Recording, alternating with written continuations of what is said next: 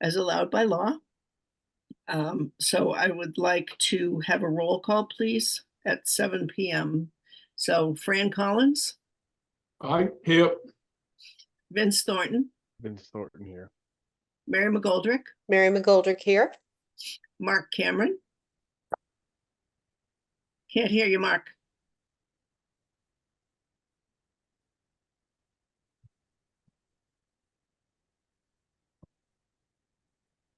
Mark Maggi. Mark Maggi present. Okay. Mark And, Cameron here.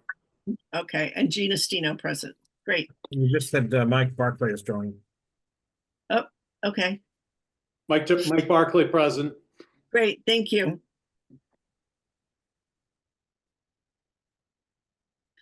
All right. So the first order of business is approval of minutes. Did everybody get them? Lee and Yes. Tina sent them directly. So do I have a motion to approve the March 5th, 2025 minutes? So moved. Second. Any discussion or comments, corrections? There usually aren't. She does a great job. She certainly does. We love her every time.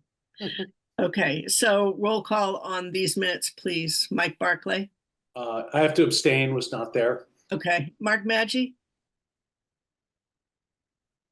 Also abstain, I was not there. Okay. Mark Cameron, Mark Cameron, aye. Mary McGoldrick, Mary McGoldrick, aye. Fran Collins, Aye. Vince Thornton, I was not there, so abstain. and Gina Stino, aye. Great. Okay, thank you very much. And next is the minutes of March 11th, 2025. Do I have a motion to approve? So moved. Second. Who did the second? Fran? Yep. Okay. All right, so roll call, please. Mike Barclay, Mike Barclay, aye. Mark Cameron, Mark Cameron, aye. Fran Collins. Aye. Mark Maggi, Mark Maggi, aye. Mary McGoldrick. I'll abstain. I wasn't there. Okay. Vince Thornton Vince Thornton, aye. and Gina Stino. And just for the record, Diane is joining the meeting. Yeah, I saw her. I saw her. We called to order at exactly 7 o'clock, Diane. Good for you. I'm here. Oh, good. Okay, thank you. All right, so next is discussion recommendations for the warrant articles for the annual town meeting. Article 4, the operating budget. How close is that, Chris, to being done? Is it done? Yeah, well, so what you have, so Brian is the last big one you want to hear, you're gonna hear from tonight. Yeah. And then it's really just the schools. I mean, otherwise you've heard everything. I'm happy to provide the latest town packet to all of you, and then really it's just the school vote. Okay. They're having their hearing tonight as we speak. I was going to say, I don't think that's ready for prime time, right? And they actually hearing started at 5:30, so they're hearing tonight. They're going to vote on the 2nd. So which is a little bit problematic because that's the same night as your meeting. So Yeah. the budget really kind of needs to be voted by the 2nd from you guys, so I can get it to the select board. Okay, so they're not meeting next week, or are they? I don't think so. Yeah, they typically meet twice a month, but sometimes in situations like this, there is an extra meeting. Yeah, I think they were talking about having an extra meeting, Gene, but I'm not 100% sure. Okay, because I would really like an update on what steps they've taken and where they are in the process, because the overage is astounding to me. So Let me, who are your school liaisons? Mary and Mark Cameron? Yep. If you both want to reach out to your contacts, maybe Sue, and have them come to your next advisory meeting then next week, and they can give Right, you an just let them know that we are meeting next week and we would like an update. If not a firm number, because if they're going to vote it and we haven't recommended it, then that's kind of not good. That's a huge increase this year. It is, and they need to take some steps to decrease it.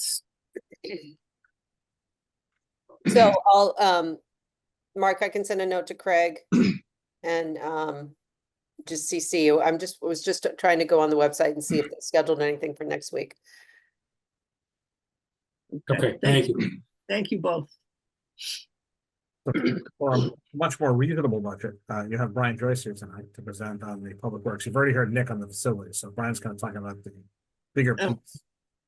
He's gonna touch on the RTF. You're gonna get more, a more robust conversation on the RTF and the enterprise fund that we're looking to create next week. You'll get materials in advance, but Select Board's gonna hear it next Tuesday. And then you'll hear it again Okay. next week, and then if you need. But Yeah, so okay. Brian, Thanks, Brian, Chris. co-host, so. So I'm sending you a request to just here. I got only a couple of slides here on PowerPoint. If you could allow me. I made you co-host, so you should be okay. Let's try that again. I'm sorry, no, you want, hold on, wait a second. So the host isn't allowing sharing. I'm not, now, here, hold on. Tisk. Now you are, now you're good. Oh, I'm sorry, I made Mark Magic became the co-host. I didn't. There it is. Wrong picture.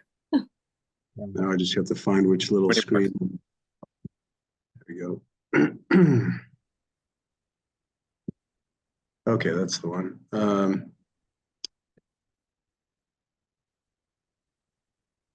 Yeah, so good evening, everyone.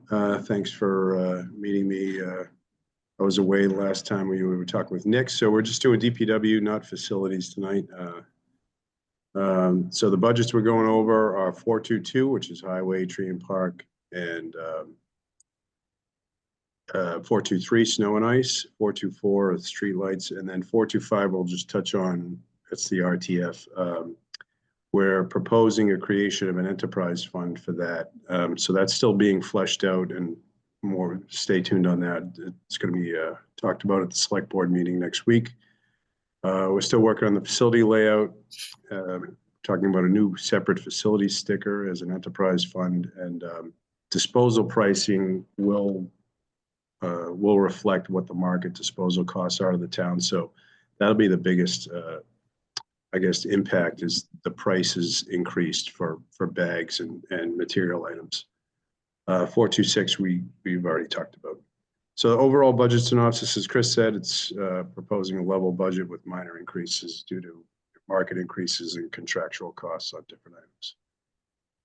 Can everyone hear me okay? Yep. Yes. Okay. So again, this is just a snapshot. DPW last year we approved 1.625. To date, we're expended 945,000 of that amount.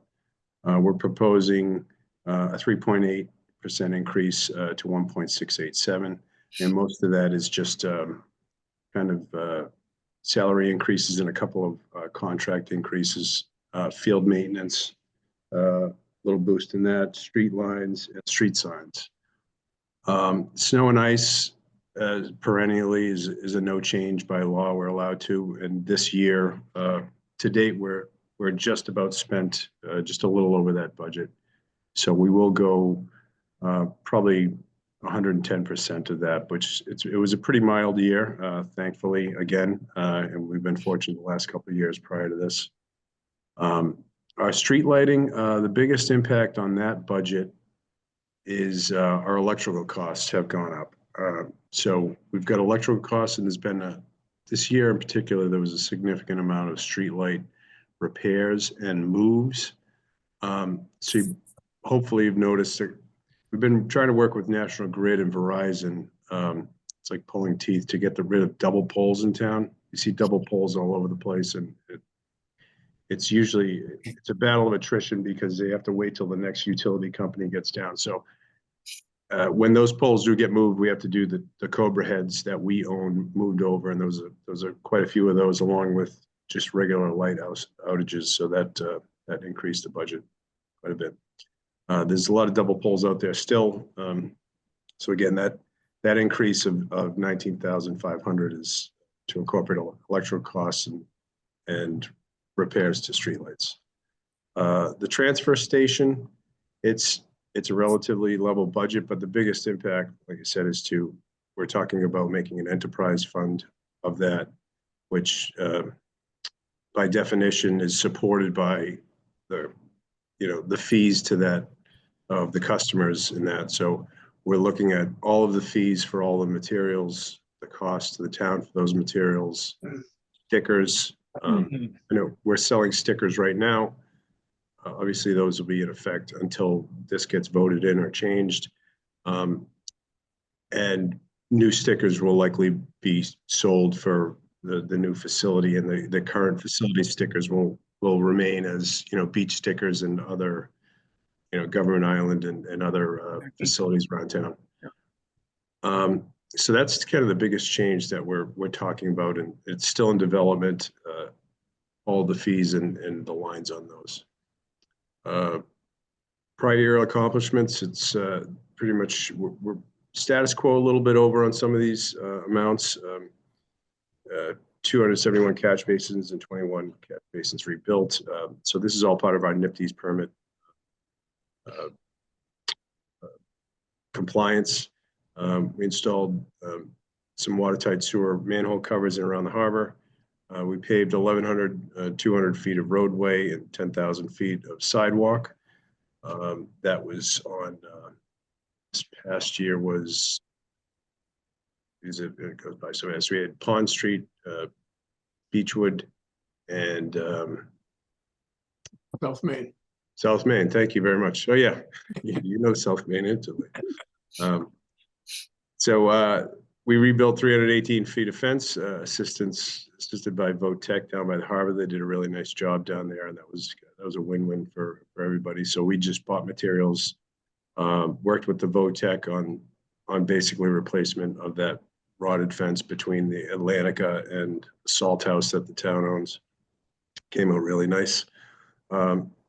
68 traffic signs, devices, berms, sidewalks. We issued 51 street opening permits, and all the tonnages of our RTF transfer are there. We installed a new cardboard compactor that I'm sure you've all seen up there if you use the RTF. We've also installed a self-loading for the plastics. The next phase is due to safety, we're no longer crushing glass. We're going to be putting a closed top glass container and the tin container.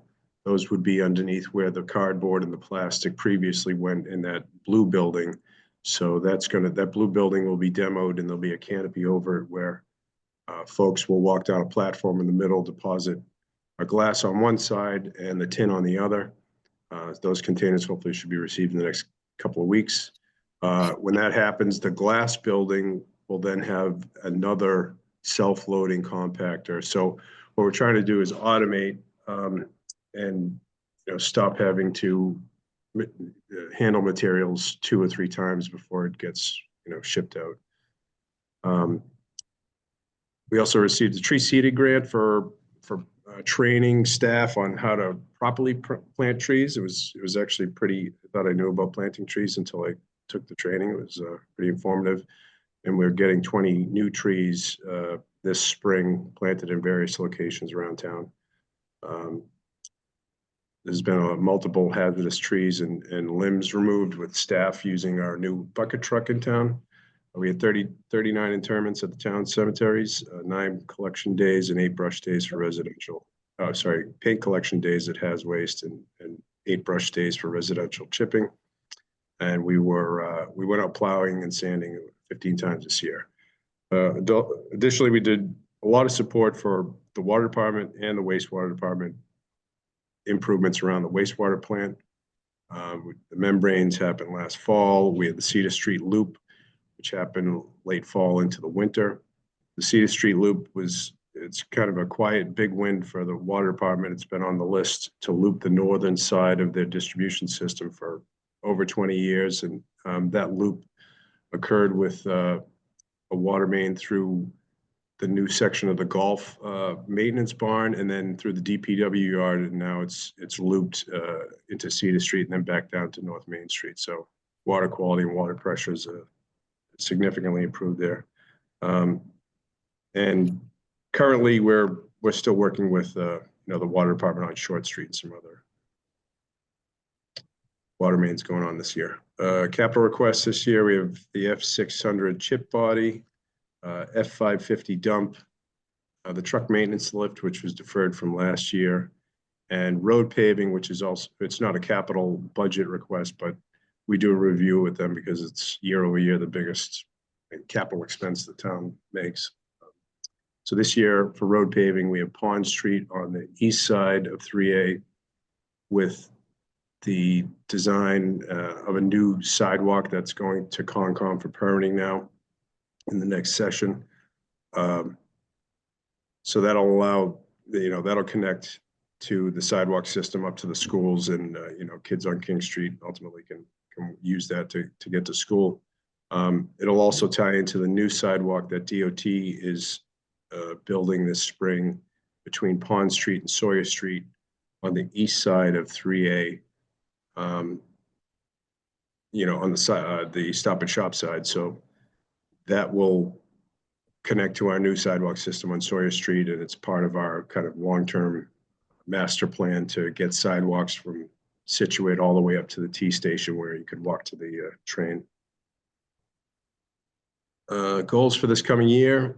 The big one is getting the RTF rebuilt. We're proposing a new three bay steel garage structure in replacement of the one that burned down, all the sheds there.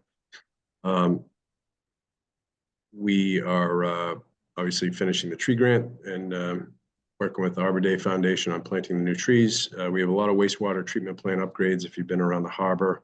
Currently, we're doing the lining I&I work with $1 million of ARPA funding for lining all of the sewer mains. There are 3 main trunk lines that come into the sewer plant underneath that marsh. So it seals up all the joints. Basically, they're putting a pipe inside of a pipe with trenchless technology.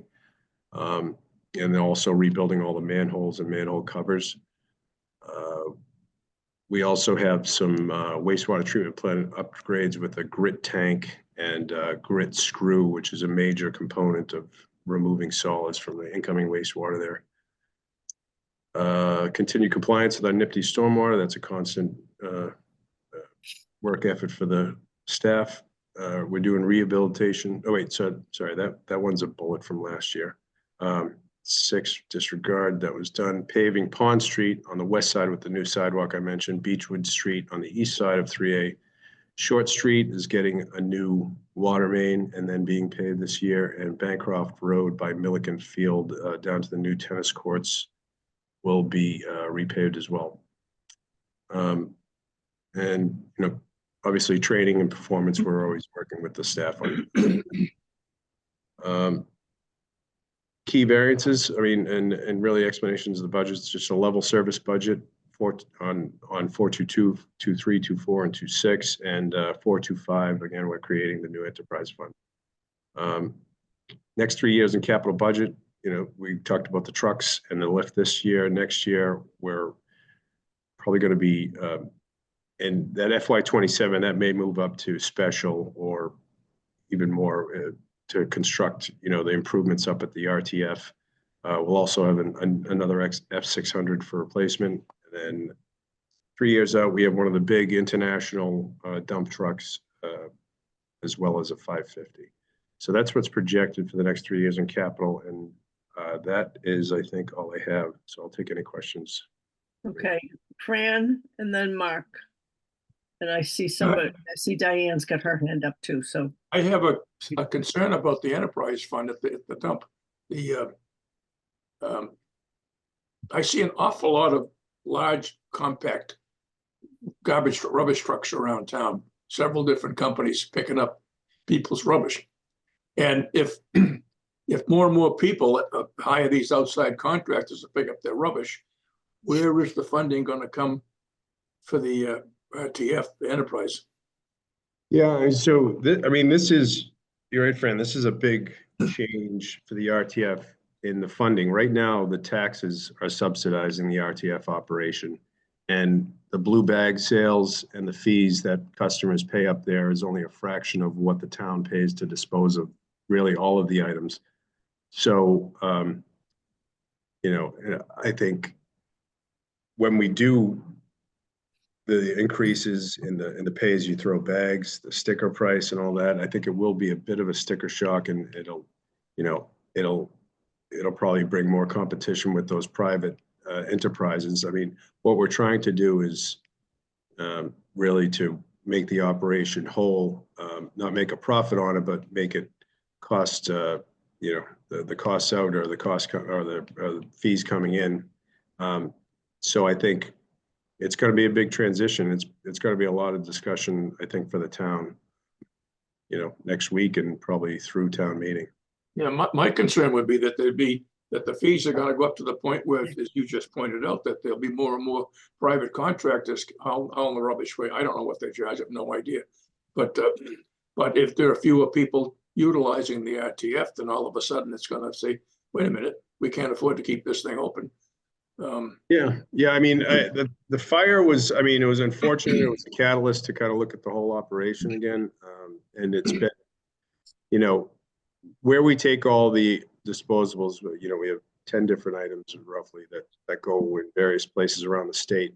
And each of those, there are other bigger transfer stations like the one in Braintree. They've been having 5 to 6% increases year over year for the past, since COVID, and our prices haven't changed since 2018. So we're that many percentages behind the ball on this. And if we were to get up to where we need to be, just to be, run it as an enterprise fund, those all need to be increased. Well, I'm sure you thought about it, but I just wanted to raise the issue for everybody to think about it. One more comment. I did have a pretty good meeting up there with the people at the DPW, and they pointed out and showed me what they needed as far as basically rolling stock and the truck lift and all. And as I looked at it, there's none of it's unreasonable, and it's very, very essential and needed. I certainly would have no problem voting for that part of it. Thanks. Yeah, and just a little note on the F600 is replacing a 550, so we weren't going to pass inspection, and the guys took the police lockers. They took the old police lockers, installed them at DPW for DPW lockers. They took the old DPW lockers, cut them up, and put them on the side of the rotted body of the of the 550. We were able to pass this last year, so that's the kind of MacGyver things that they're doing to keep for another 10 to 15 years. Thanks, Brian. Sure. Okay, Mark? Thanks, Brian. You mentioned in the slide there on the snow and ice, there's no allowable change per law. What does that mean? I mean, it seems like every cost does go up every year. Why can the snow and ice not go up?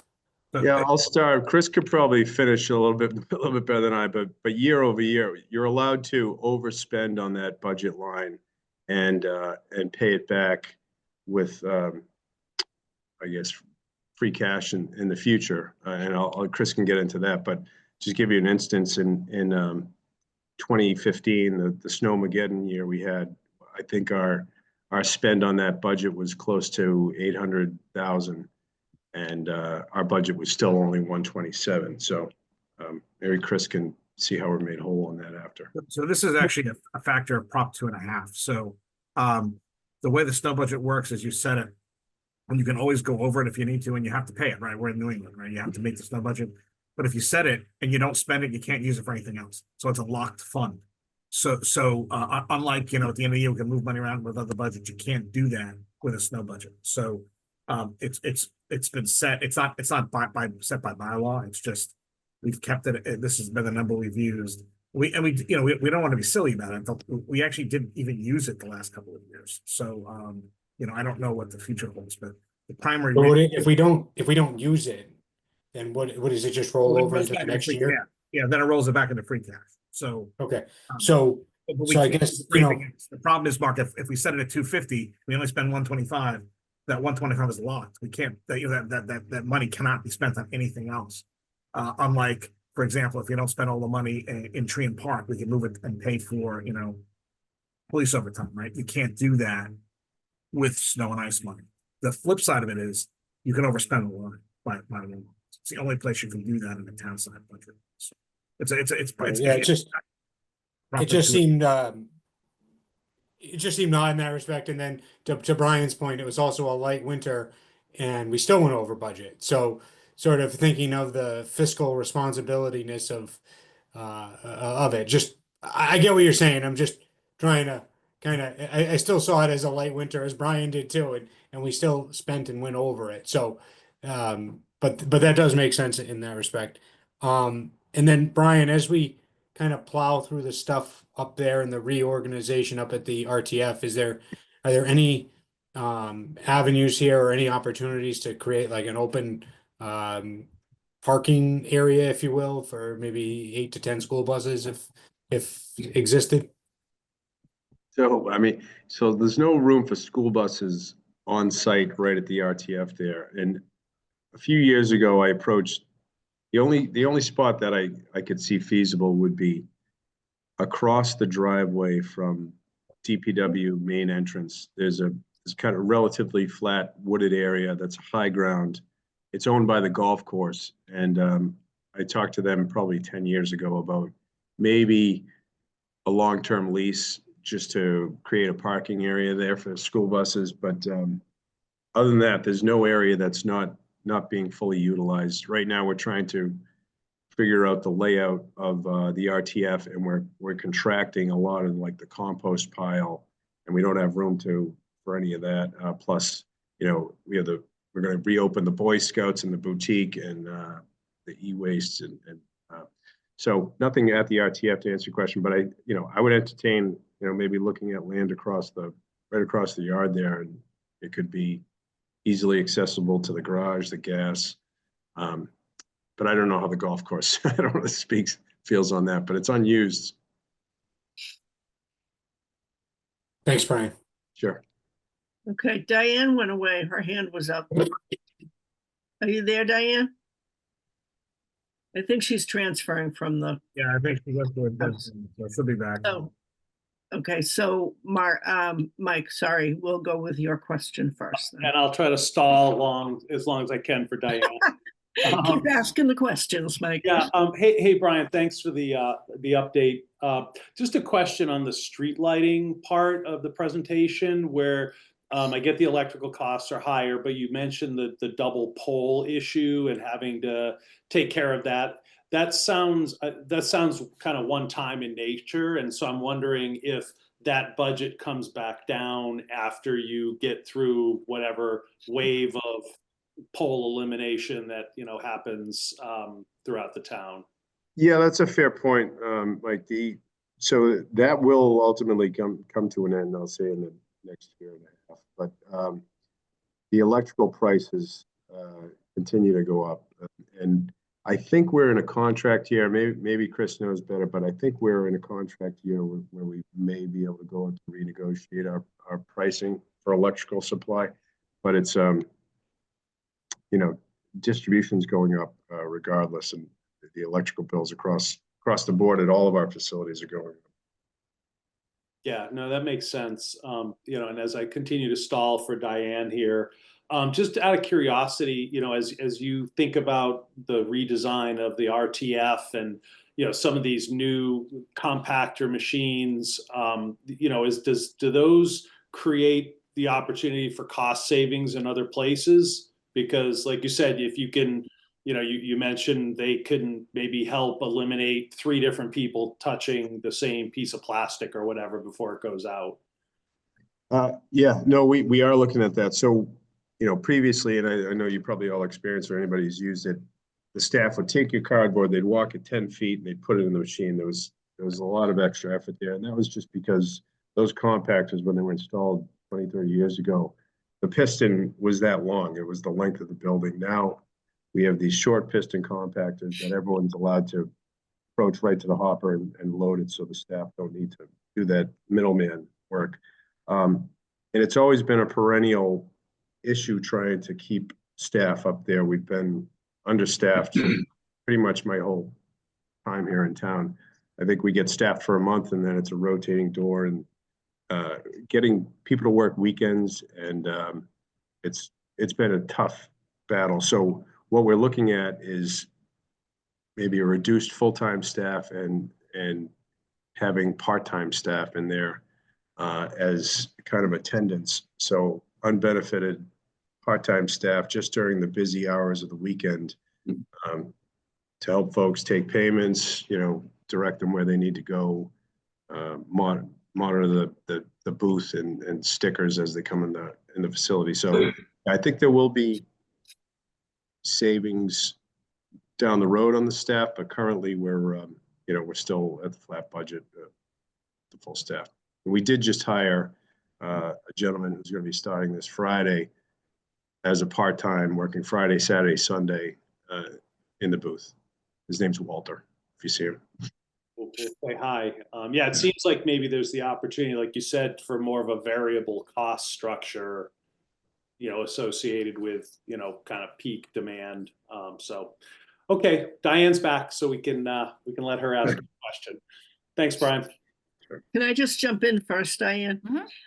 I just wanted to go back, Brian, to the pole cost. And yes. So we own the poles, correct? We own the street lights. Okay, all right, because at one point there was a discussion when I was on the school committee about owning the poles. So I was just curious because now they've taken all the Boston Edison labels tags off and they've put National Grid tags on them. So Yeah. all of the poles on our street failed. So we have here and there had double poles, and they've a little bit at a time been coming and taking the second ones out, but it takes a while when everything on the street has failed. Tree limbs, whole trees coming down and taking out the whole pole set. I'm sorry? No, a big tree coming down and taking down 3 or 4 pole sets as you're going up the street. No, they were all rotten at the bottom. Oh, wow. Yeah, it was pretty dangerous. And one of them, I happened to look out and notice that it was listing really badly. So I had called about that, and they came and said, oh, this is not good. I mean, I called like 3 times and they finally came and they fixed it. Part of the reason I called was because during one of the storms, there was a branch that fell on the electrical wires. So I could literally reach up and touch the wires. And they needed a specific tool to do that. So that took a long time, but the pole thing, that took a while too. So yeah, I mean, if anybody sees any pole issues, we have a pretty good relationship with National Grid, and we have a liaison we work with really closely on all the electrical stuff and the gas work, so any issues, they're pretty responsive. The ones who really are hard to get a hold of are the wires underneath the main power wires. It's Verizon, Comcast, and even on some of the poles we have, they're not hard to get a hold of, but we have our own fiber, and then we own the streetlights on there. So you have, up to 5 different utilities, and then coordinating once a pole gets replaced, Grid puts their power off, and then they have to wait, sometimes months, sometimes years for Verizon, Comcast, everyone wants to move their stuff over. Well, I subscribe to the squeaky wheel concept, so I just kept calling and they came. So that was a good thing. Yeah. Anyway, thank you very much. And we have no streetlights here, just saying. Diane. Thank you. Fran asked my question in general, which is, I'm very curious about how the RTF Enterprise Fund might kind of spin out, because I know I am a devotee at the RTF, or at least my husband is. But we had just had a neighbor move in, and I was kind of shocked at how inexpensive it was for some of the private contractors to come and pick up trash and recycling each week. So because they can play the market better than the town can. So one of the questions I have about a potential enterprise fund is what costs would actually be within that? So are we talking staff and hazardous waste material disposal offsite trucks, et cetera, because I can see that being a very, very big number. And literally, people making the choice to go away from that and then not being able to sustain it. Also, in terms of the town's use of the RTF, how will that get factored into expenses? And then lastly, just in terms of it is pretty material to the budget, how, if this is right now currently Article 11, how might that play out if it were not to be accepted by a town meeting? How does that impact the budget in any way? So, thanks. Yeah, so and to answer your question on the budget line, so our current budget, and I'm just speaking rough figures here, our current budget's roughly around 700,000. That includes staffing. And all of those lines, we've been looking at each line's what needs to stay with the operation and which one is parked there because it's in proximity to the RTF. So there's a few ones that are bigger tickets, like we have landfill monitoring for our capped landfill. So GZA is our current consultant that goes out. Really has nothing to do with the RTF operation, but it's a requirement by DEP that they come in, they inspect the capped landfill where the solar array is, make sure there's no settlement or the cap is torn, stuff like that. So we're proposing to move that line out potentially. That's 40,000. We have, hazardous waste you just mentioned. So that is something we coordinate with SSRC. We're part of the South Shore Recycling Consortium. It really is not an operation that happens on site with the RTF. It's just we subscribe to this group and they host a household hazardous waste day that our residents can go to and we pay the fee. So that budget line could leave the RTF. There's licensing and certifications. They're all DPW employees. We could put that down there. We're talking about some DEP required pumping of tight tanks that are there. So we're looking at everything that we can take out of it to kind of reduce the enterprise part of the budget. But we're still fleshing it out as just a few hours ago I was reading on it. So it will be a lot of discussion and it's going to be kind of tricky to see where our cost base lands. And it's going to come down to the consumer. I mean, why would you pay more to drive your trash in the back of your car when you could have it picked up at the curb? Right, and you don't want to lose the customer base because theoretically we need the RTF. And so part of the discussion, I'll open it up. We thought about if we don't have the customer base locally, opening it up to Hull has no trash collection. Maybe they could buy some stickers and come in and use the RTF as well. So that's on the table. And then Chris, just in terms of the order of articles, I mean, do you see that being a problem or just I think it's likely this will have to go ahead of the budget.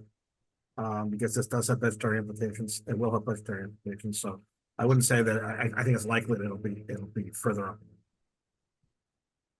And as Brian said, we're looking at all options. And again, we've had conversations, and one of the interesting things is that we have a permit for like 50 tons a day of garbage, and we're to go through our facility. We're nowhere near that number, and Hull has no option. Right? You get a private contract, or you get nothing here. So. And there's also people who will buy a sticker and they won't necessarily bring their garbage there all the time, but maybe they're having a party or they're doing some remodeling or whatever. So convenience thing too, even if they're not bringing it there all the time. So I think there's going to be there's lots of questions. Just we're one of the few places that still operate this way. Hanover's moved to a full separately paid enterprise fund. Situate operates as enterprise fund. It's just we can't afford this to subsidize this any longer to the extent we have. I mean, we're subsidizing to an exceptional degree with tax dollars, and we just don't have that flexibility anymore. Yeah, just something to flag, I think, and it sounds like you're being pretty thorough about it, but I as a resident at town meeting, I would not be comfortable voting for it unless I had some sense of what my sticker cost is going to be. But you'll have that. Oh yeah. Okay, that it's going to go from whatever the joint sticker and it'll be $200 a year, or whatever the number might be, that has to be pretty explicit, whether it ends up being the right economics or not in the end, that we can tackle later. And then again, everybody that buys stickers, a lot of those are for the beach. So there might be worth doing some kind of, I don't know, feasibility study, in the way of a simple survey or something about, who has private dump services. So I'll shut up. Thank you. No, so just on the stickers, so the facility sticker will still remain as the beach sticker. We're talking about a separate sticker that has yet to be developed, and we don't know what it's going to look like for an RTF only sticker. But again, I think we don't know exactly how many residents that purchase that joint sticker now are actually users. Maybe we do, but that's something those numbers need to be run. Thank you. Yes. Okay, so I have several hands up. I saw Fran, Mark, Mary. Actually, I saw Catherine, Maggie. That's Mark Maggi, obviously. No, Sorry. I joined know. the iPad is Every time I see the that iPad name- rebooted, but in my wife's name. I get taken aback every time I see her name. And then I have Mary and Mike. So we'll start with Fran because I saw his hand first. Yeah, Brian, talking about the streetlights, have you looked into putting solar panels and batteries for these? I see them all over the place. I don't know what the battery life and how big a solar panel you'd have to have, but has that been looked at? Obviously, that's free electricity. So after the initial. No, we haven't looked at that. So if you look at any of the radar signs, like the ones we just installed recently in the past year and a half at schools, those are all solar powered. But I haven't looked at a solar powered LED light, and I don't know that. I haven't seen one actually that would power those. In the wintertime, you have a pretty good 16 burn hours rate of on that. those. Yeah.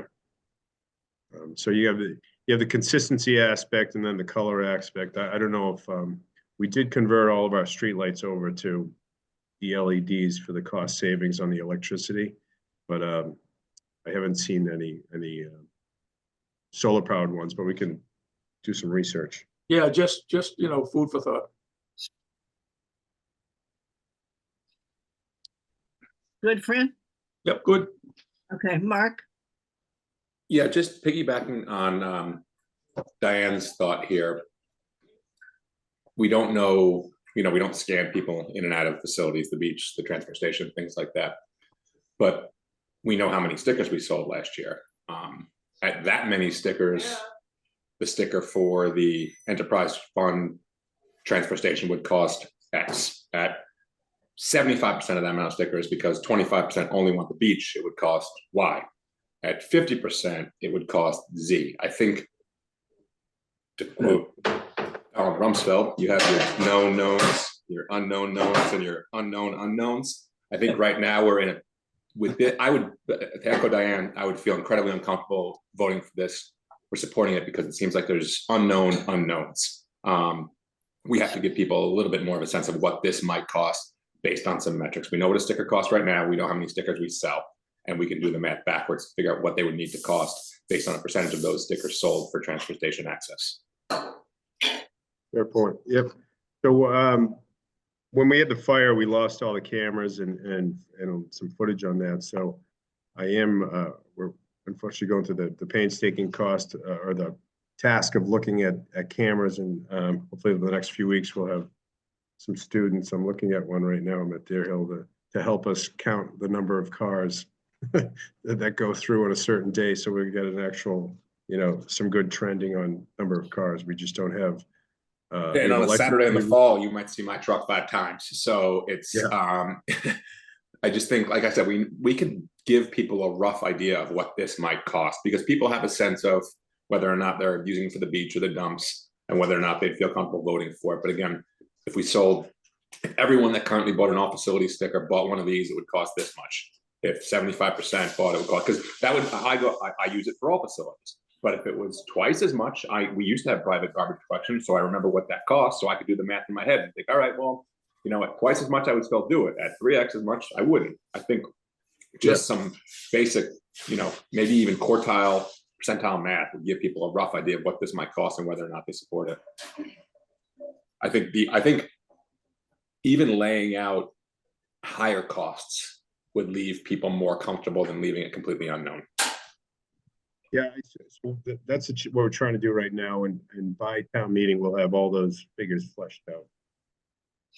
What the sticker is going to cost, or what we're proposing it to cost, and the proposed increases in all of the materials from, you know, fridges, microwaves to. Yeah, we're going to talk more in depth with select board next Tuesday. So we do have a figure. Again, I don't want to start fragmenting information here, right? So we do have we've run some of these numbers, and thank you, by the way, for all this input. This is actually great. So we've been working with a mock-up budget for a while. How many stickers, and then how many folks might join us from other communities, in particular, who have no other options except private carding. It's not as the market there is not as robust necessarily. So I think, well, this will all be part of the conversation. So and including the fact that, you know, we do have to update the fees for disposal. You know, we literally, we're losing money on some of these things every time. They shouldn't be subsidized. I mean, we can't use tax dollars to subsidize people's disposal of mattresses. It's not a wise and reasonable use of tax dollars. So this has, again, the fires kind of, light speeded us to this conversation. Plus the fact that, like every community, the budget is tight, and we have to start looking at ways to be more efficient with the tax dollars. So, but thank you for the email. Okay, so Mark Cameron, Mary, then Mike Barkley. On the roads and sidewalks and on that committee, has there been any early discussions about some of the private roads here in town, and all different shapes and sizes of those private roads that exist within town, and in condition? A lot of them have public street lights and water and sewer, things of that nature. So no, that hasn't been part of the road plan. So the road plan is only our public roads right now. We have 37 miles of public roads and roughly 13 miles of private roads. And then there's a third category beyond that are basically private shared driveways that access 3 or more houses. So there's quite a few of those folks. I want to say maybe 10% of the town are accessed off of those type driveways. So the only policy around the public paving of private ways would be the policy that the select board adopted in 2018 for the private ways to petition the town. We get a cost, and if they like the cost, they pay it over a 10-year betterment. And the only folks that took advantage of that so far was that side street off of Forest, Cedar Acres Lane, I think. I think. Yeah. Cedar Acres.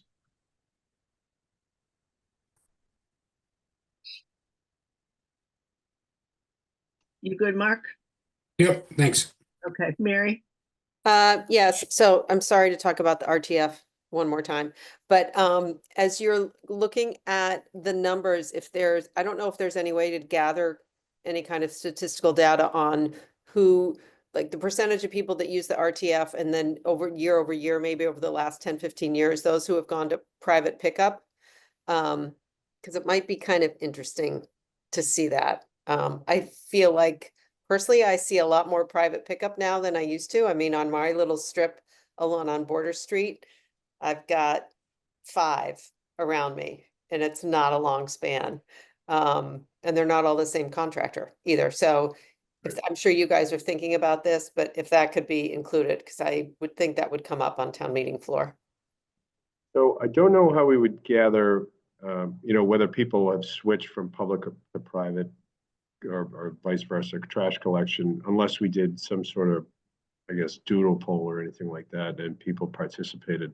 Part of the all of our pricing point out there. I am gonna get, price points on, what is trash collection per year from Star Waste, from Graham Waste. We'll have some of the local carriers. There's a Bayside around.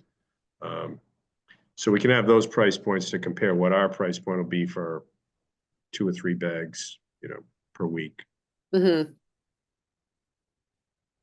There Thanks. are definitely people who, with private pickup, usually greatly limited what you can put out. I mean, typically it's a bag or 2 or 1 barrel. The other side of this is that people have to weigh. We do know what our trash volume is, right? We have those. We have all that stats. We know how much we've hauled. We know how much we've collected. I think it's been fairly steady. Okay. So, it's and one of the other aspects of this, right, that we want to make sure we preserve is this community vibe of it, right? Make sure the boutique is back in place. We have the Boy Scout collection is back, right? If that's operating. But these, it's been there's been a lot of conversation about having this all work, because Cohasset's RTF is a little bit different than some others, which are much more, businessy. That said, it does, and again, we'll have to go back and look at the numbers, but we do know how much we cart. We know how much we pay every year to dispose of our waste. We know how much volume we get from C&D and all of that. So even if we don't have, exactly how many people, we know what the volume is, and I think it's a fair indicator of use. Okay. It really, I mean, I don't know if the town ever threw away 50 tons of waste a day, ever, but we do know that. Yeah, so we do about 25 to 30 per week. So that's the MSW, the blue bag waste plus the C&D. That's roughly where we are. So we have about 20 tons of MSW freeboard that we could open up to other participants. And last question, where are you guys? Are you in conversations with the town of Hull just about their receptivity to this, or? Yeah, or they not don't even yet? Yes, we've talked a little bit, and it's just kind of a, we're not going to necessarily market it. If somebody wants to, if a neighboring, somebody in the neighborhood, whether it's Hingham too, if they wanted to join for some reason, they could. If the conversation with Hull was more that, in Hingham there's options, right? People can go there, they have it, and if they private pickup. So people do use the RTF for other things too. So I know it's the trash, but we take other things, and maybe you have a bunch of leaf waste or something, or maybe you have, you're getting rid of, I don't know, a bunch of recyclable bottles and stuff, and your carter won't take those. So there are other elements that we do utilize that I think are valuable. But again, I wish we had a harder handle on everyone's individual interests in this. But we do have the data we have. We'll share. Ironically, the best place to poll people is probably going to be at town meeting Or at the dump. or at the dump. Yeah. Yeah. Anyway, thanks so much, Brian. RTF. Mike Barclay. Yeah, I won't really belabor this, but I'd echo Mark Maggie's comments just in terms of being as conservative as possible. Because one of the things with my understanding of private contractors is the more customers they have, the denser to their network, the more competitive they can be on pricing. So it's a bit of a self-fulfilling prophecy in that if people start to go that direction and those private contractors can lower their price. So just, to me, this sounds like it's I'm sure there's been a lot of work done on it already that I'm not aware of, but this seems to be coming awfully quickly, and there's a lot of data that needs to be put forth in a way that people can digest it and get comfortable with it. So thanks. Yeah, it is worth noting that the private contractor situation has been really volatile. I mean, there have been communities that have had vast troubles with their private contracting. I mean, this, like Norwell, for example, they contract for the entire town. So some of these little private waste haulers are great for a time, and then they disappear because they can't get staff, or so the one thing about the RTF is that it's there. Right? It's not And again, by the way, your points are very valid. I totally understand. Again, at the end of the day, this is really being motivated by budgetary concerns. I mean, it just is, you know, and, you know, Hanover just went through this entire exercise, and I believe they're looking to charge $450 a year. I will telegraph to you that we're not going to be looking to charge anybody $450 a year to use a Thank transfer. you. I think that's a good selling point, Chris, that the RTF will be there, because for anybody who's ever had trouble with their collections, and yeah, that's a good selling point, definitely. I'm sorry, I have one more question. Go ahead. Does Situate and Hingham, for example, are they open 4 days a week, 3 days a week, 5 days a week? Have you looked at reducing a day? Is the question Yeah, I'm so really we've asking. looked at, you know, all the options, like say if we couldn't budget this, you know, if this shot down and we couldn't sustain the budget, what would we do? And we've looked at, you know, reducing days. Right now, our staff are in Wednesday through Sunday, and Thursdays are off days. So we have Wednesday, Friday, Saturday, Sunday. All the communities you mentioned have 4 days, but some of them have an early weekday or just half a weekend. Hingham, I think, has both weekend days. So everything's on the table right now. Yeah, so many variables for you. Yeah, I think the hardest thing is, I mean, the biggest variable is like, you know, we have market pricing and it fluctuates every month. You know, right just prior to Christmas, cardboard, you know, it went from $20 to $10. You know, we're getting, so it's just before the Amazon dump. Right? Yeah. Well, it would be nice if it was like Mark suggested and it was an if then, or if X then Y question, but it's not. So we'll see. Yeah, I think we gotta make the price point so it's as attractive as possible. But you know, folks who produce a lot of bags per week will probably go private, and if you had 1 or 2 bags, maybe it's more attractive, and you don't need to fill up a 96-gallon tote.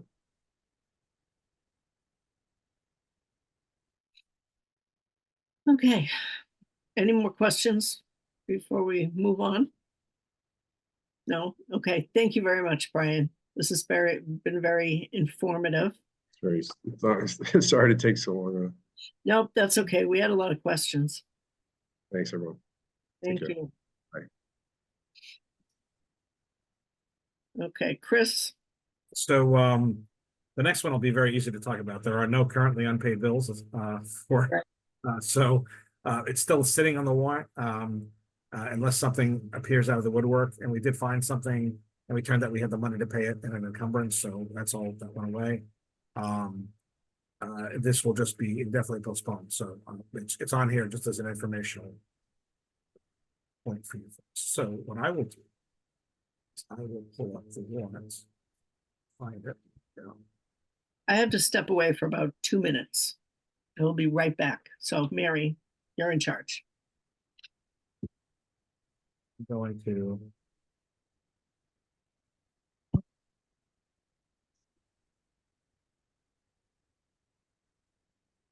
Okay. Here is.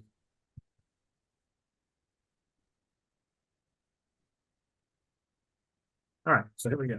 Here is.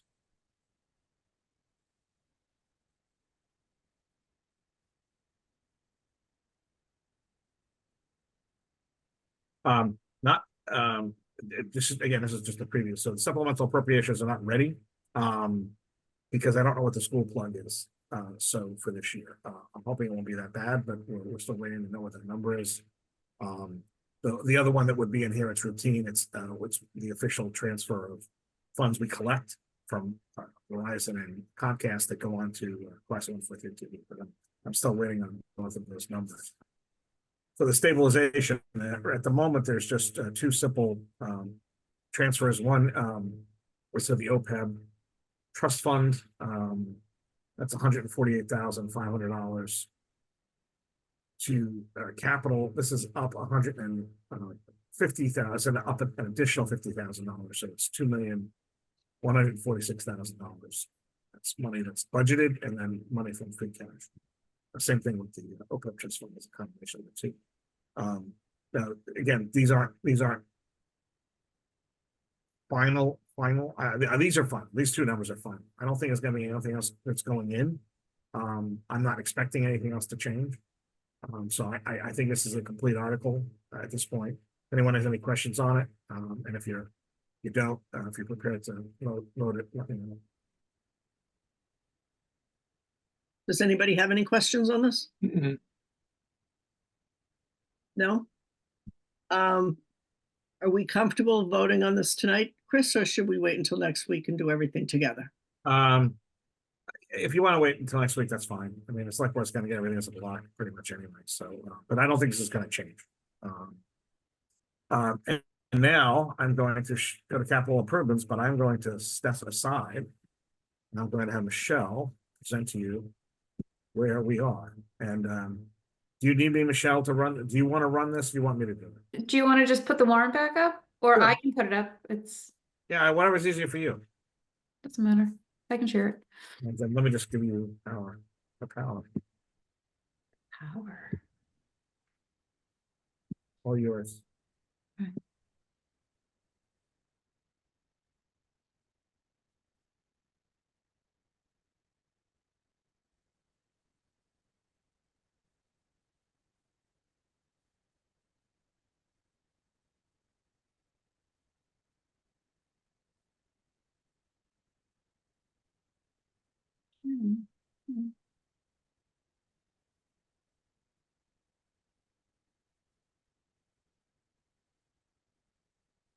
Everyone see that? And Yes. This is all the warrant that was distributed to you folks too, so you can look at it on that. It's easy. Okay, so as far as the capital asks this year, so capital has met since January, and they've been vetting all of these requests. They had a total of $2.1 million to spend, of which they spent everything but I think $76,000. As far as the Water Enterprise Fund, the Route 3A water main, they're borrowing $1.2 million. The Capital Budget Committee voted 5-0 to recommend that. The Sewer Enterprise Fund, I think you heard a little bit from Brian about the grit removal tank, and they're looking for $500,000, and that's going to be paid out of the sewer retained earnings. Capital recommended that unanimously. As far as the general fund, you again heard from Brian about the DPW asks, the F-350 utility truck, the F-600 dump truck, the garage service lift, which has been postponed for I think 2 years now. We're funding it this year, and the John Deere tractor. So as far as the DPW asks, they amount to $409,000 and change. And all were voted unanimously by the Capital Budget Committee. We have one ask from our facilities team, which is the Paul Pratt Library. The facade, the brick facade, needs to be replaced. And that quote came in at $40,000, also recommended unanimously by Capital. The fire department had one request, and that's to replace the 2014 ambulance. And the 2014 ambulance will now become the spare ambulance. And their request is for $502,000. That is yet to be recommended by Capital Budget. They wanted to get quotes from other vendors to make sure that this is the best price. And they do still have some questions regarding all of, if you will, the extras that are involved in this ambulance. So they're postponing that vote until the 31st. The Council on Aging is looking to replace their commercial stove. When that was initially installed, it was installed used. They're having some difficulties with it, and the cost of repairing it just isn't quite worth it any longer. So they're asking for $25,000, and that again is recommended unanimously by Capital Budget. They're also asking for security cameras on the exterior. The reasoning there is it is a busy parking lot. They do have vehicles parked there. They want to make sure that they can see if anything happens with people coming in and going out. So it's a $12,000 project, also recommended unanimously by Capital. The library is also asking for cameras. This is a project with Recreation and the Paul Pratt Library, and these will be exterior cameras. The total project for both is just shy of $30,000. They're also looking to replace all staff computers, and that comes in just above $12,000. And both projects, again, have been recommended by Capital with a unanimous vote. As far as IT, he has 2 requests. Their replacement of access switches, which is $224,000. And then they're also asking for a line of sight communication network. And what that is a network dish that will be placed at Sandy Beach. And that'll help improve public safety as far as the communication with the police, the DPW along that road. Because as we know now, the signal's very weak. And even by adding the tower in Wheelwright Park, they will need an additional pointing method to get all the way over to Sandy Beach for the purposes of public safety. That was voted 4-1. The police are also asking for the second year of their 5-year TASER lease. That's something you'll see for the next few years. And that's $20,000. Their car replacement program is on schedule. Last year, they didn't ask for anything because there were so many accidents, and with insurance, they were able to replace some vehicles. So we had a reprieve last year, but this year we're back on the cycle of replacement. Once again, both police asks, there's also the third police ask of mobile radios inside the vehicles. It's standard when you replace the vehicles. So the police ask, all 3 were recommended unanimously by capital budget.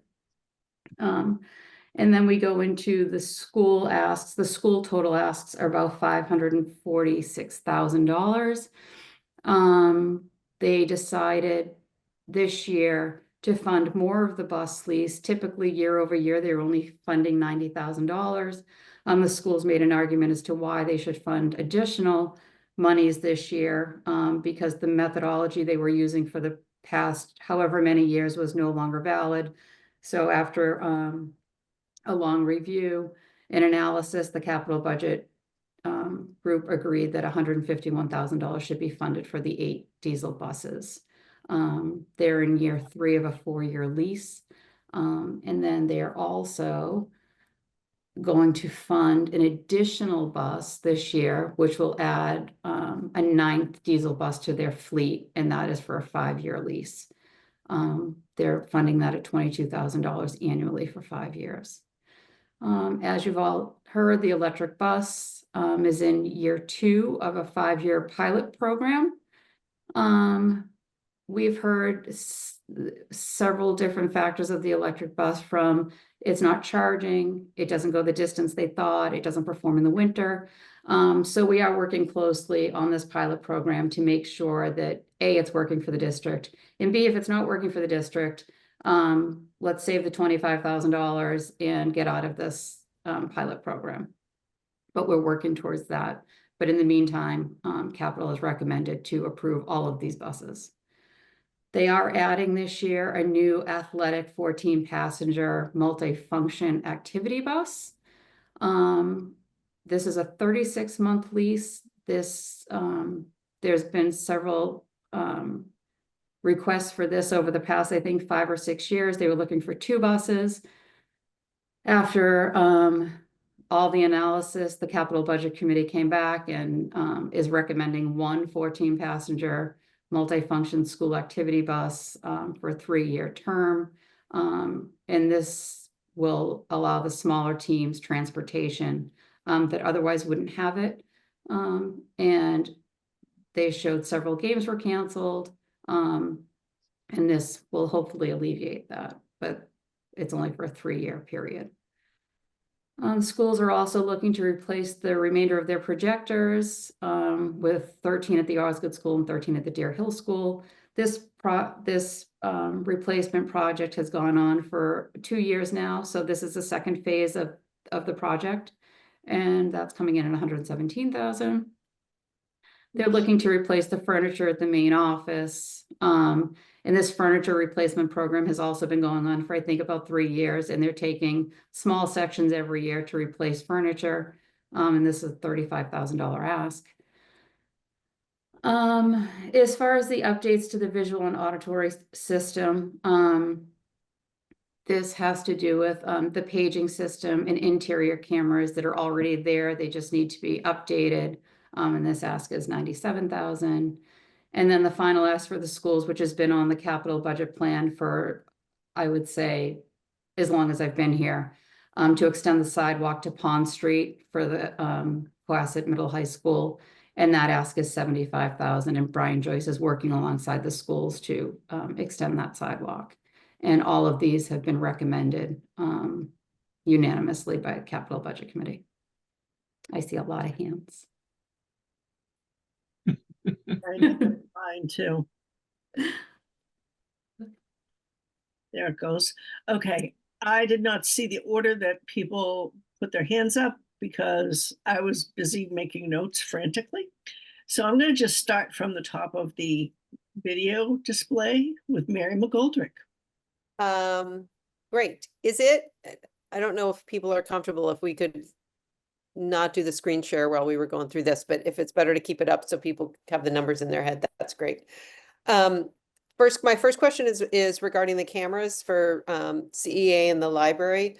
Are we purchasing these security cameras all from the same vendor, and do they work with the cameras that we already have, and who manages those? Yes, and Ron Menard's team. Okay, so- you're awesome. Yeah. So Ron Menard worked with both CEA, library and recreation on these cameras to make sure that they're compatible with our current systems, and the cameras will be managed by IT. Okay, perfect. Are they the same, just out of curiosity, are they the same vendors that we've used for the schools? I'm not sure about that, but I Okay. believe so, only because Ron is the one getting all the quotes for all of these cameras. I would think so. Regarding the additional bus lease, do the schools need that because the electric bus is not functioning when they need it to function? No, so the reason behind the 9th bus is they have increased enrollment for the younger students of the elementary school, and 3 bus routes are currently at capacity. They have a 2014 Bluebird bus that is no longer working, and we are surplusing. So they don't have any spare buses at this point in time. So that 9th bus is actually needed to run routes and allow them a spare if needed. Okay, so that 2014 is a bus that we own. Obviously, it's not a Correct. lease from Yep. back in the day. Okay. Correct. I think those are my questions. Thank you. Okay, Fran? Yeah, the van for the athletics, there aren't many teams that have only 14 participants on it. How is that going to help with athletics, spending money for a 14-passenger van that can't carry a whole team? Right. So there's been extensive research on teams that can use it, and they've highlighted some of the junior varsity teams versus varsity teams that could use it. The golf team for one. There is the JV hockey team, when there is a JV hockey team, was highlighted. There's some smaller teams. Volleyball has 2 JV teams, so they can't all fit on one large school bus. So this would take the overflow of students. But I'm happy to share that spreadsheet after the meeting with you, so you can see the analysis that was done. Yeah, the other thing on the school bus, the electric school bus, that was a wonderful thing, and the alternative energy folks did a great job in getting that. But if the thing doesn't work, we should just flat send it back. Why should we spend a nickel on it if it's not as specified? That doesn't make sense to keep spending money on something that doesn't work. Correct. I can share with you, while we are putting the money aside because we do have an obligation to pay this lease, they've yet to bill us for any portion of the lease. So we're just putting the money aside in the event that they do bill us. All right. All right, thank you. Sure. Okay, Mike Barclay. Thanks, Michelle. Hey, just a question on the on number 11 with the replacement access. And I know we've spent a lot of money over the last couple of years updating our IT infrastructure. I'm wondering where is this all? Where is the central networking? You know, all the switches. Where is that in Town Hall? Where is that being run out of? Kind of the brain of the whole operation. Yeah. So if I'm not mistaken, the brain of the operation is at Wilcott Commons.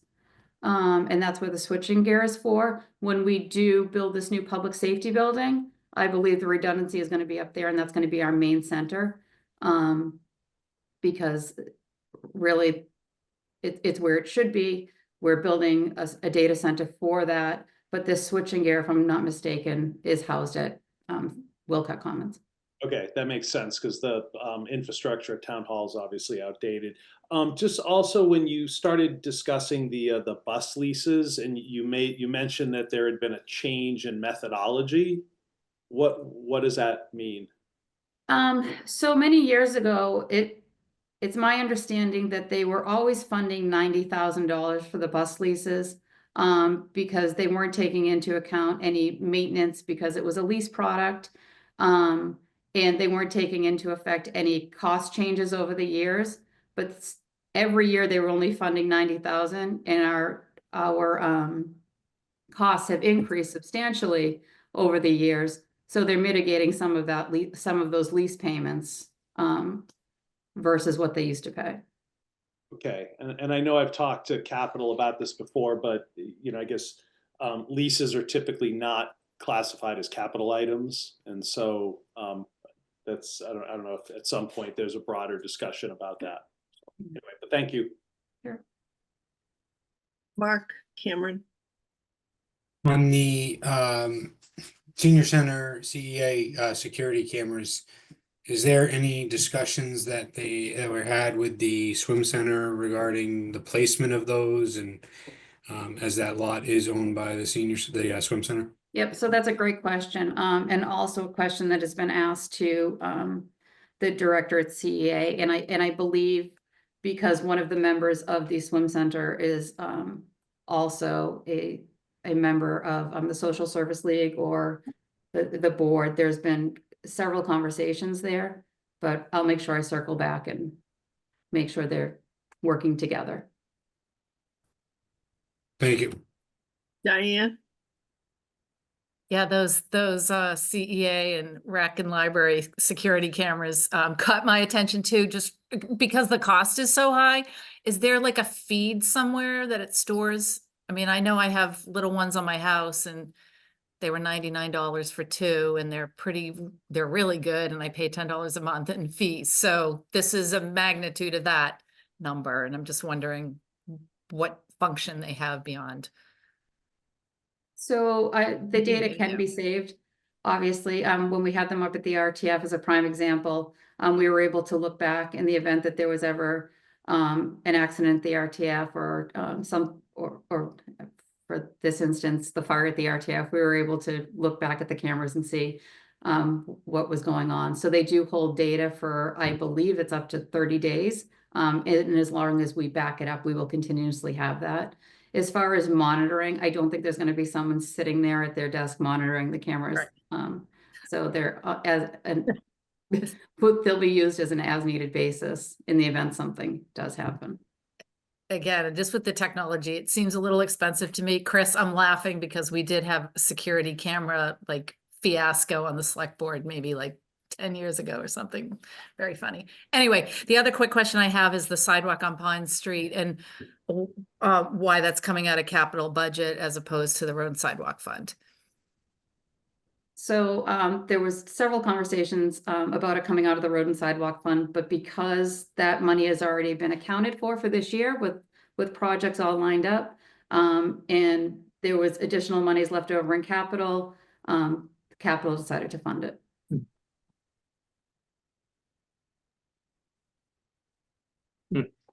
You good, Diane? Okay. Mark Maggi?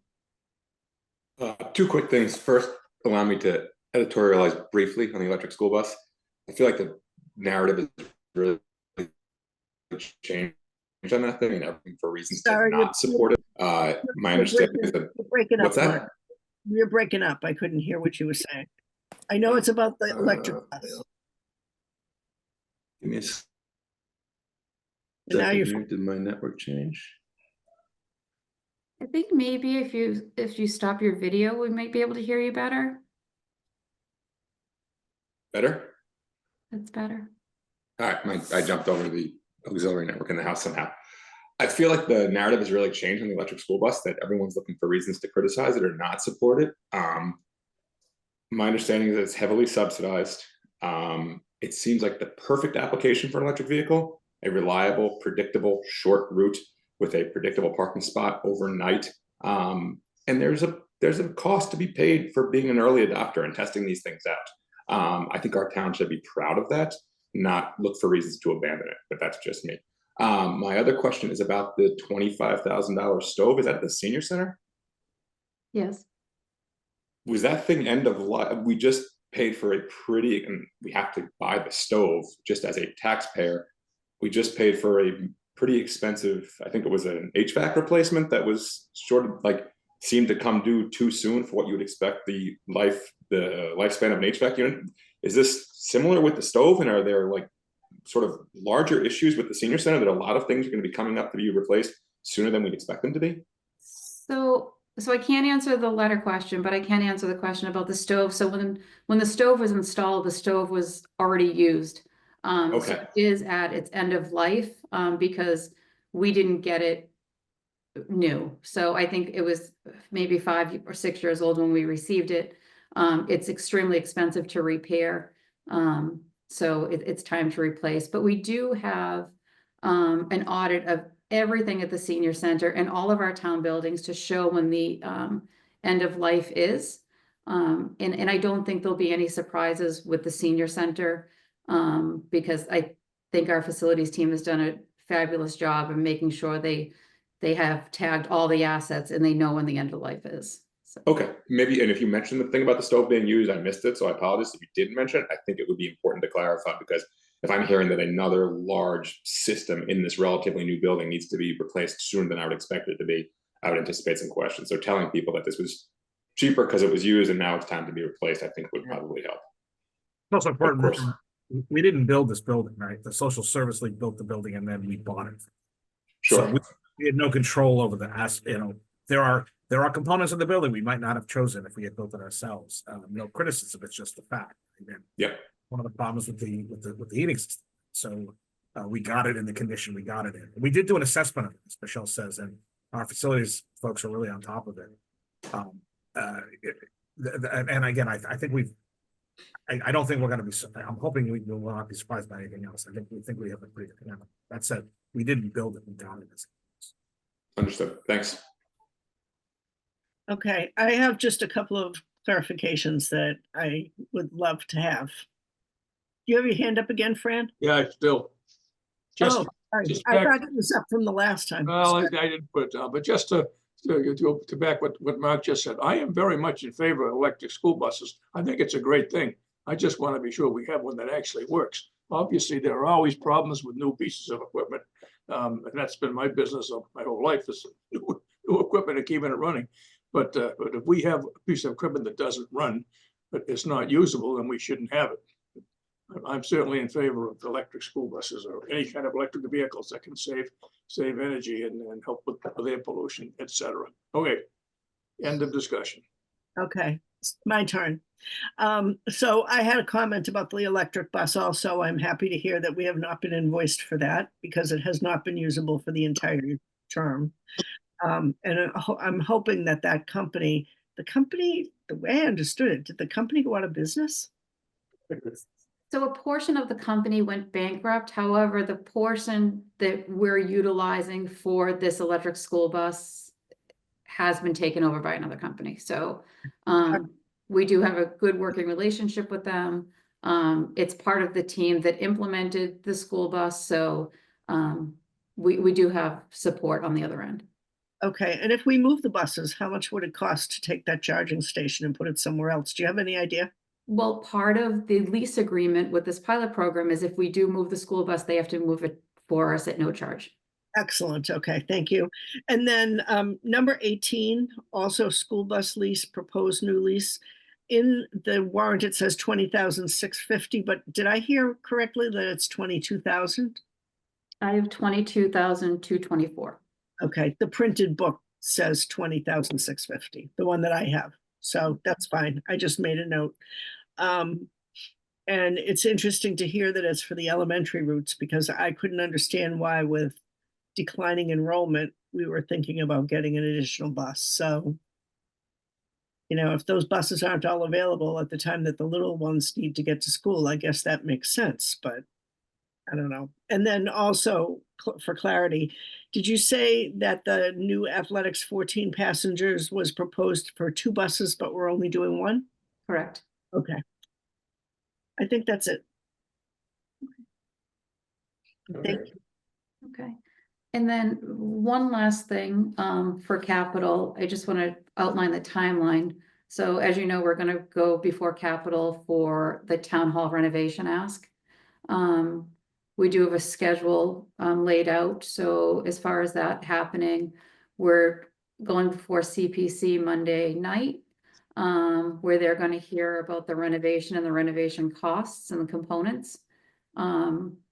And then the following Monday, the 31st, we're going to go back to Capital Budget Committee for a vote. And then the select board will hear it the following day or the Tuesday after. Did you say the 31st? Yeah. Yep. Okay. Hmm. Okay, thank you. Okay, thank you.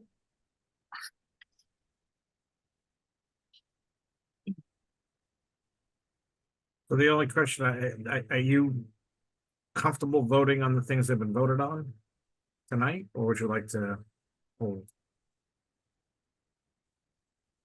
What's the committee think? I mean, there are several items that have been voted already. All of them except for 2, or actually really 1. Is it 1? Now, was it number 9 and no, that one was voted. The only one that wasn't voted was item number 6, which is fire for the replacement ambulance. Oh, I see. Okay, sorry, I missed it. Okay, so 1. Do we have to vote these all individually? You could vote them as a block, except for number 9, which hasn't been voted. I don't. Number 9. Vote individually if you want to, it's up to you.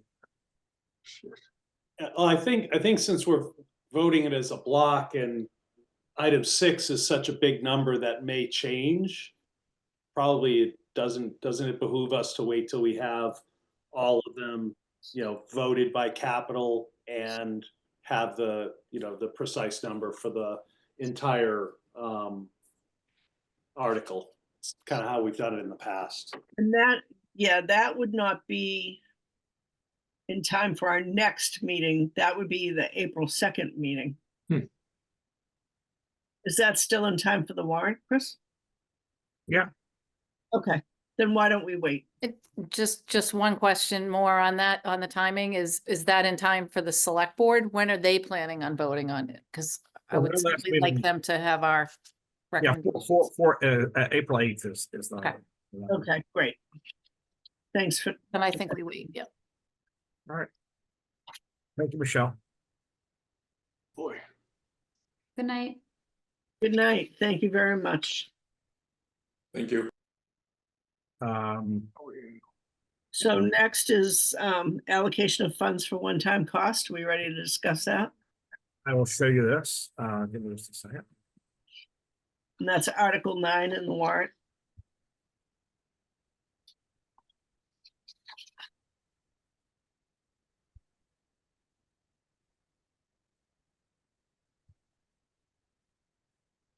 So, again, Oh, here we go. so there's a little bit of, I want to socialize all of this with all of you, so yeah, I think you'll have a more final version of this, I hope, as early as next week. See.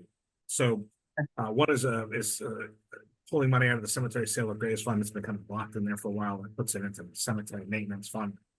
Yeah. The schools have asked us to put aside some money for a teacher retirement incentive, which they think could project will net them more than twice this amount. So that's in here for now.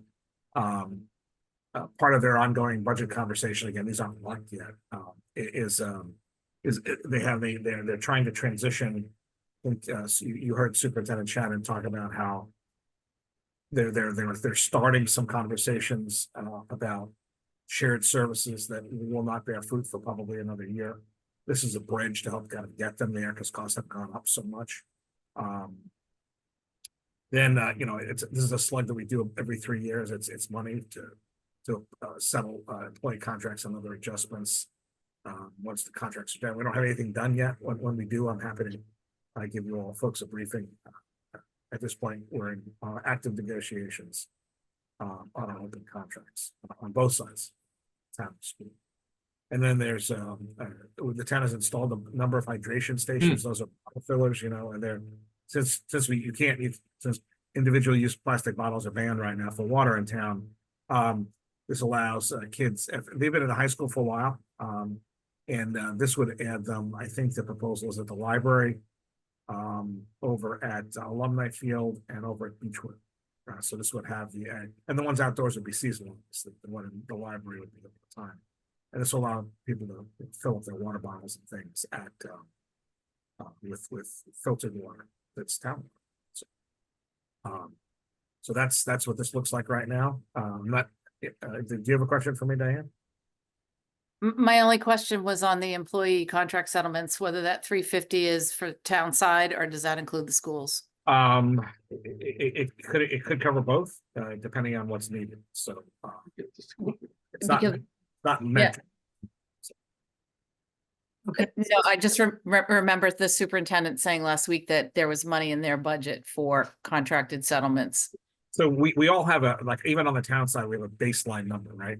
That said,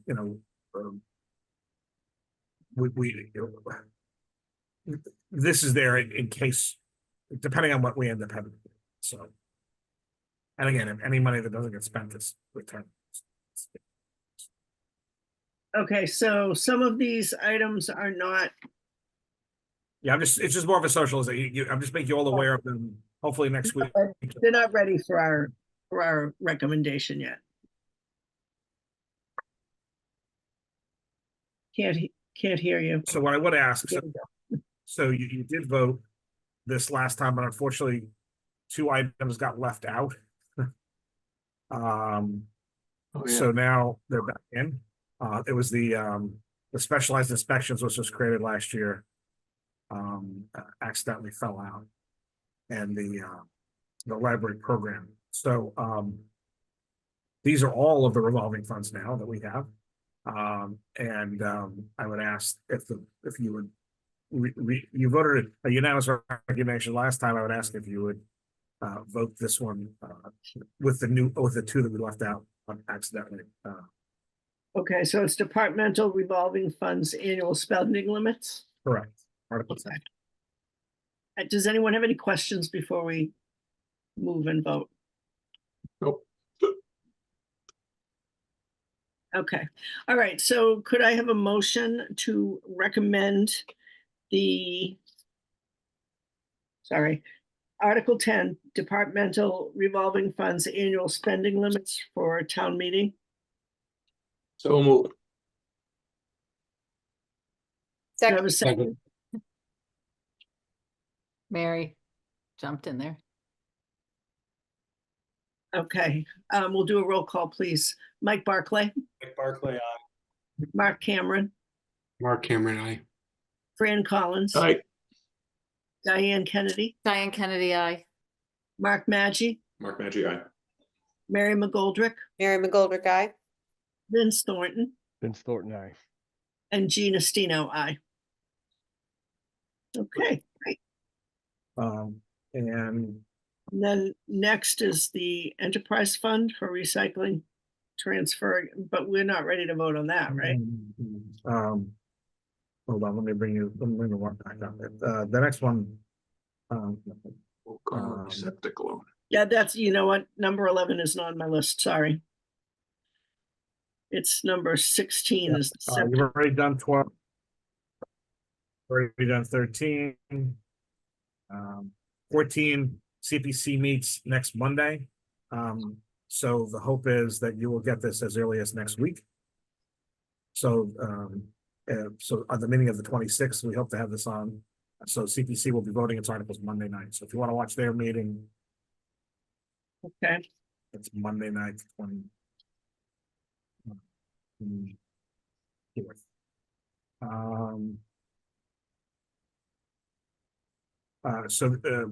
This one, we're still in conversations with the union, so, but this is on the warrant, so.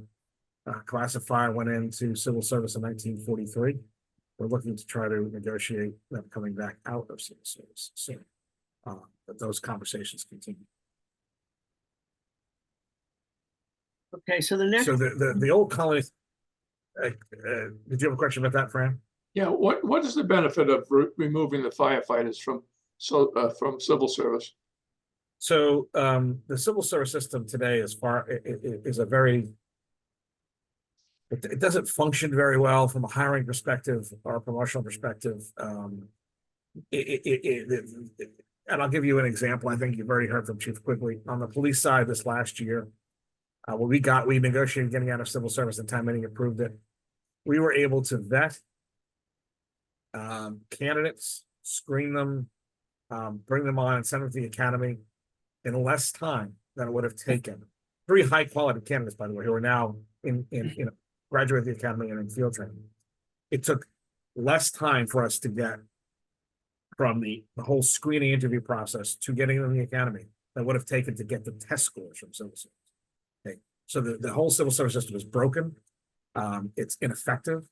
I'm sorry to say that, it's just the truth. And it's the same on fire. People don't think about taking the civil service tests. And if they do, coming to Cohasset is not something that's a high priority for most folks. Hingham has 7 empty positions there. Other communities are in much the same boat. People aren't taking the tests like they used to. And we need to recruit differently. Civil service doesn't allow you to do that. Now, we still want high quality candidates, right? I mean, it's not a question of that. But that's really the biggest problem is that we just can't hire. We can't hire quickly and we can't hire effectively. So getting out of civil service would allow us to be much more nimble. And again, I think the police example is just spot on. We've been able Well, essentially, the civil service is set up as an impediment, and but it does not mean that we're not going to be getting top-notch qualified people. Oh, yeah, no. All of the standards are still very high. Everyone has to still go to the fire academy. Everyone still has to have a paramedic license. I mean, none of that changes. What changes is effectively the screening and recruitment process. Right now, we can't really recruit people, right? I mean, you have to take the civil service does all of that, but it does none of it well anymore. Now, I'm not saying it didn't do it well in 1943. Back then, we couldn't have done it ourselves, right? There was no other. But now there's so many communities that do this on their own. And when I say do it on our own, with police, we use a company called BadgeQuest. And they do all of the work in conjunction with our department leadership. So, you know, and they vet everybody, and it's it's a high quality screening, high quality recruitment, and the similar companies that do that on the fire side. And so that's a long-winded answer. Now, do these candidates lose any protections that they would have had they been in civil service?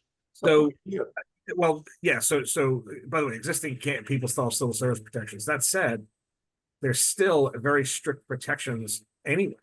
So civil service is almost, I don't want to call it superfluous from that perspective, but there's already, there's grievance procedures, there's retention requirement, there's layoff and rehire. There's all those kind of requirements already built into the system.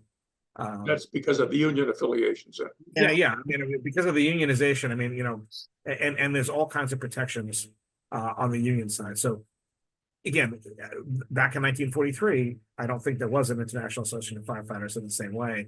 There most certainly is today. And so the civil service process is rarely used.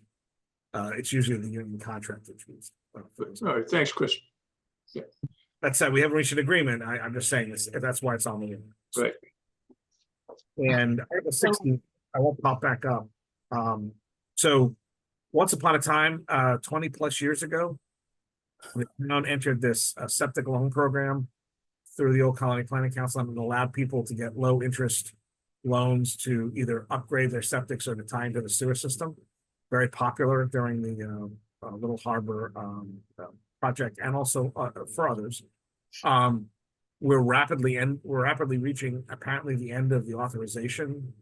At the same time, I have not been able to get I haven't been able to get people to give me the right language as to what we would do to reauthorize more money. So, and right now we still have at least 50,000 of previously authorized money for anyone who wants to join the program. So we can accommodate at least one and maybe two new customers if they come. So unless something radically different happens in the next couple of days or by next week, I'm gonna have this pull from the warrant because I will just take it up on the phone. Because I think we've gone too deep in this one. So.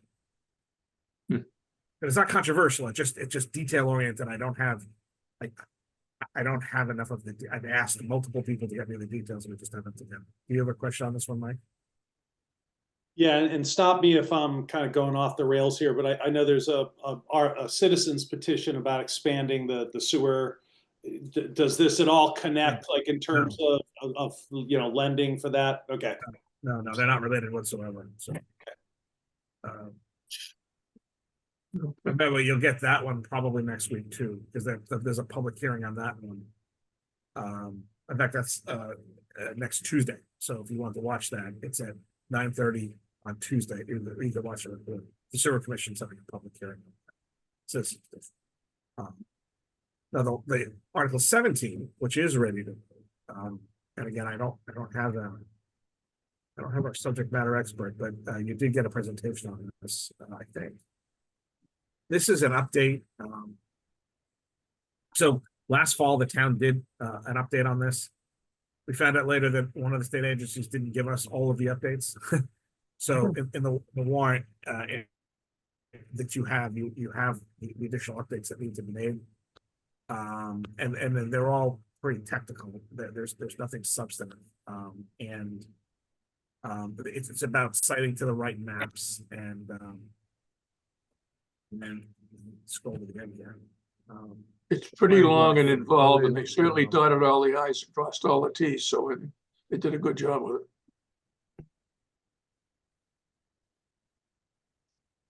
They did cross out. So the planning board voted for it. Yeah, so the planning board had its public hearing. They're recommending it 4-0. I could, if you're good, I'd ask if you consider voting this one tonight too. Sure. Does anybody have any issues with voting for this tonight? Nope. Okay. All right, hold on.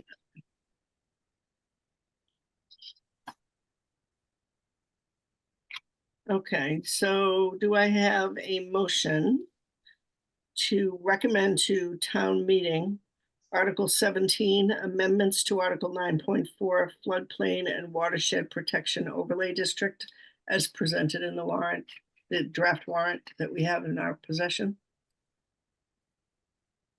Do I have a motion? So moved. Okay, so do One I of have a us can second or one can first. Okay, so Mary and Diane. Yep, second. Okay, so we'll do a roll call, please. Mike Barclay, Mike Barclay, aye. Mark Cameron, Mark Cameron, aye. Fran Collins, Aye. Diane Kennedy, Diane Kennedy, aye. Mark Maggi, Mark Maggi, aye. Mary McGoldrick, Mary McGoldrick, aye. Vince Thornton, Vince Thornton, aye. and Jean Estino, aye. Okay, so that one's good. Yeah. Do you have anything else, Chris? No, just as I said, CPC meets Monday. Yep.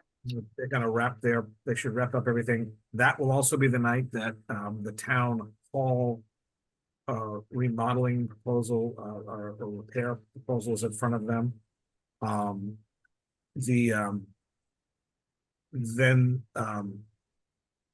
That also has to go to capital, so capital meets on the 31st.